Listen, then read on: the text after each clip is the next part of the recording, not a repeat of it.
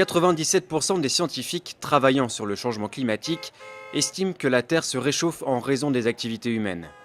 Pour bien comprendre la responsabilité de l'homme dans ce phénomène, il faut d'abord s'intéresser à un mécanisme qui, lui, est parfaitement naturel, l'effet de serre. Voilà comment ça marche. Lorsque la Terre est éclairée par le Soleil, sa surface réémet vers l'espace une partie du rayonnement qu'elle a reçu. Sauf que les gaz à effet de serre, comme le dioxyde de carbone, le méthane ou le protoxyde d'azote, retiennent une partie de ce rayonnement infrarouge émis par la Terre et lui renvoient, ce qui contribue à la réchauffer. Or, c'est justement cette mécanique que l'homme a déréglée. Combustion du pétrole et du gaz, déforestation, agriculture intensive. Depuis la révolution industrielle, les activités humaines émettent de grandes quantités de gaz à effet de serre, principalement du dioxyde de carbone et du méthane. Ces gaz s'accumulent dans l'atmosphère et atteignent désormais des niveaux records. Pour le CO2, par exemple, sa concentration est passée de 270 parties par million à la fin du 19e siècle à près de 400 parties par million aujourd'hui. C'est la concentration la plus forte depuis 800 000 ans au moins. Conséquence, l'effet de serre s'intensifie. Le surplus d'énergie introduit aujourd'hui par l'homme dans la machine climatique est à peu près l'équivalent de 3 petites bombes atomiques explosant à chaque seconde. Et les conséquences sont dramatiques. D'abord, sur les températures. Aujourd'hui, la température moyenne terrestre a déjà augmenté de 0,8 degrés depuis la fin du 19e siècle et les épisodes caniculaires sont plus fréquents. Les températures extrêmes, qui ne touchaient que 1% de la surface continentale terrestre, en concernent désormais près de 10%. En admettant que la concentration de CO2 double d'ici 2100, la Terre verra sa température moyenne grimper encore dans une fourchette comprise entre 1,5 degré et 4,5 degrés supplémentaires. Deuxième impact, le niveau des mers.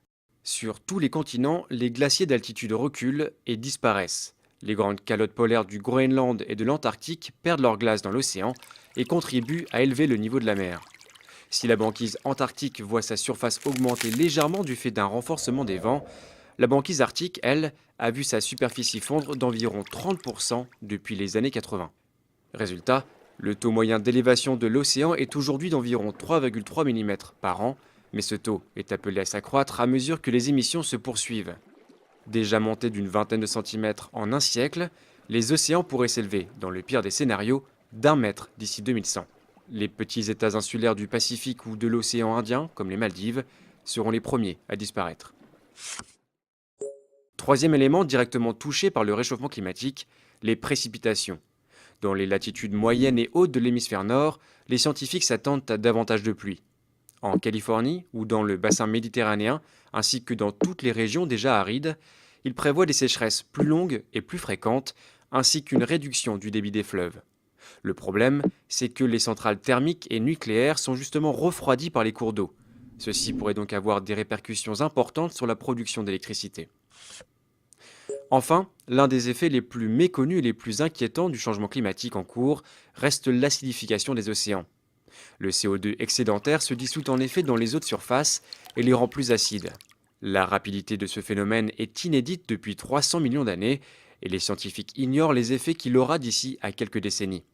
Les coquillages et certains planctons qui constituent le socle de la chaîne alimentaire pourraient ne pas pouvoir s'y adapter. Leur disparition aurait un impact direct sur l'ensemble des espèces, l'homme compris.